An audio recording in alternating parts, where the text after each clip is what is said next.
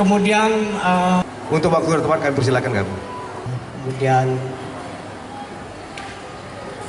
saya panjat tebing sudah dieksibisikan di Olimpiade sejak 1970. Nilai ini menyebutnya bisa orang hutan ya, karena kesarannya adalah di hutan.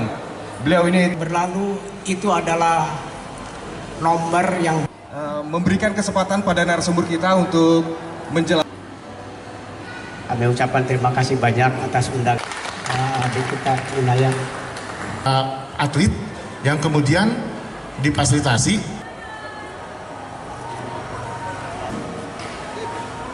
bagi teman-teman media nanti. Pasti sekarang fokusnya untuk kejar Olimpiade di Tokyo 2020. Juga untuk kejar dalam bulan ini juga ada kejuaraan dunia di Cina. Insya Allah tanggal 19 ini berangkat dari sini. Sudah dapat bonus apa aja kemarin? Kemarin dari pemerintah kan ada bonus, dari pusat juga ada bonus 1,6 M itu dari untuk ini kan. Ada juga dari Pak Alek dapat rumah, sama dari Bupati Nusa Banyasin itu dapat uang 150 juta, sama PNS juga. Kira-kira melihat perhatian dari Pemkot dengan FPTI seperti apa ini? Apa?